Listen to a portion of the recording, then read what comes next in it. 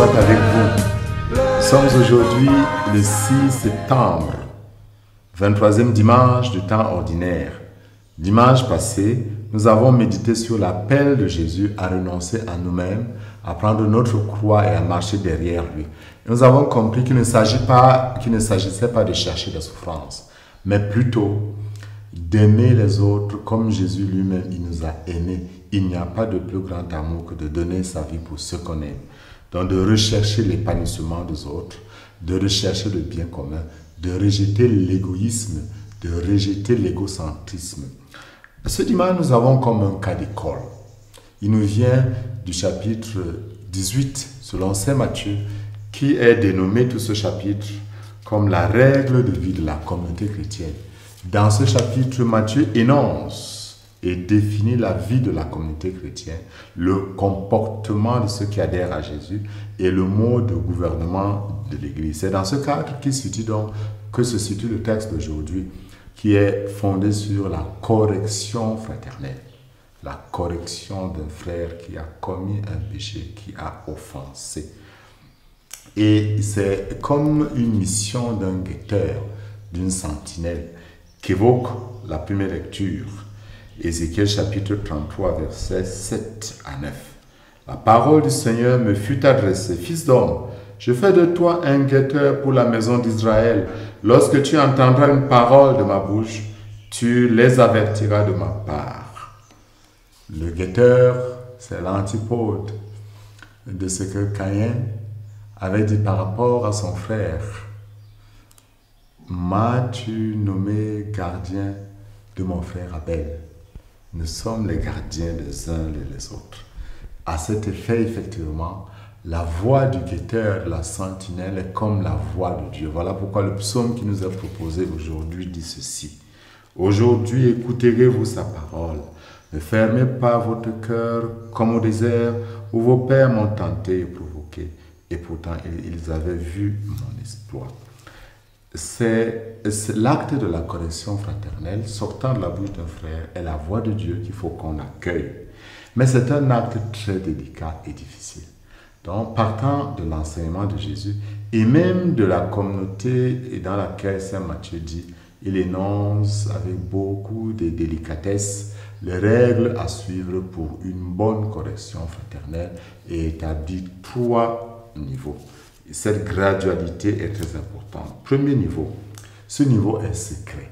Saint Matthieu dit, si ton frère a commis un péché contre toi, va lui faire des reproches seul à seul. S'il t'écoute, tu as gagné un frère.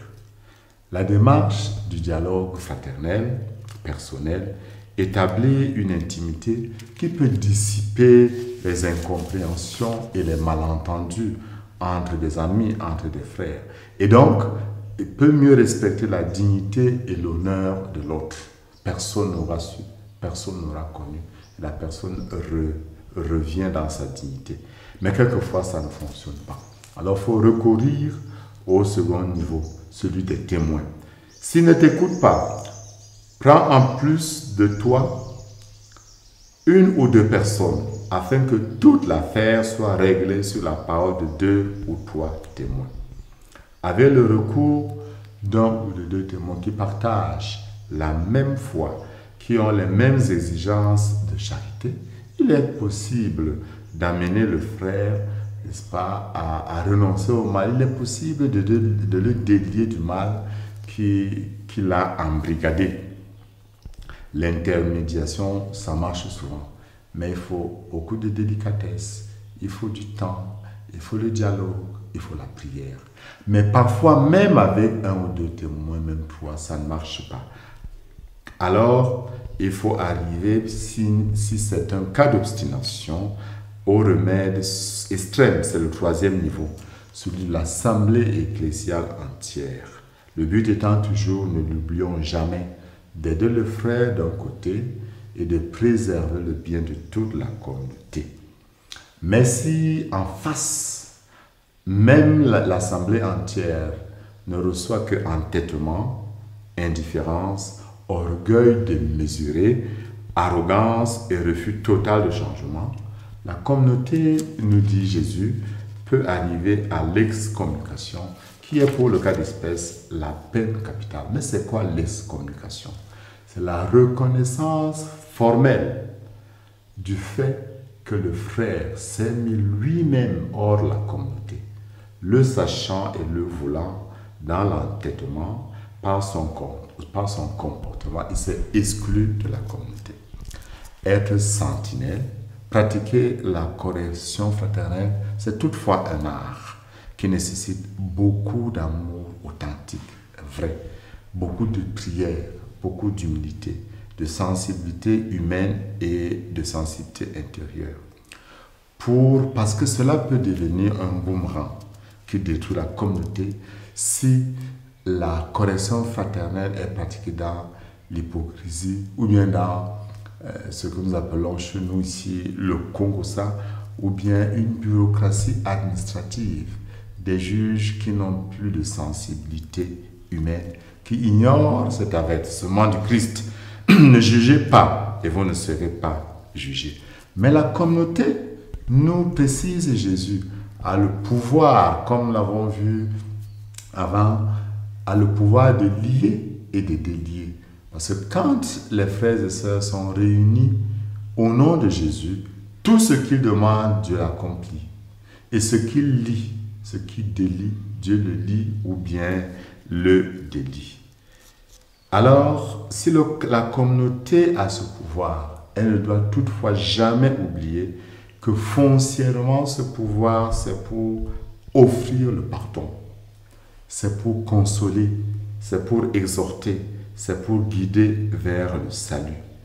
Ce qui est à préserver toutefois, tout en tenant compte du bien de chaque individu, le bien suprême, c'est le bien de la communauté, la gloire de Dieu et le salut des âmes. Habité par l'amour, perfection de la vie chrétienne, prenons le courage d'entrer dans la construction d'une église réelle, le courage de faire le premier pas pour la réconciliation, le pouvoir d'aller à 2 ou à 3 pour parler à un frère, mais aussi quelquefois le courage de décider pour le bien de la communauté. Ne dit-on pas chez nous qu'une seule dent fait pourrir la bouche? Il y a des contre-témoignages inimaginables dans notre église qu'il faut aussi avoir le courage d'effacer. Mais si cela vient après des efforts, après des tentatives, et qu'on voit l'obstination, le refus du changement, alors allons à ce cas extrême. Mais dans la prière, portant toujours le frère, dans la prière, Saint Paul dit, le Seigneur s'en charge. Qu'en ce saint jour, Dieu nous donne la grâce d'avoir le courage et la lumière de la vérité pour la construction de son Église, de nos communautés et de nos familles. Et que Dieu, dans sa bonté, vous bénisse au nom du Père, et du Fils et du Saint-Esprit.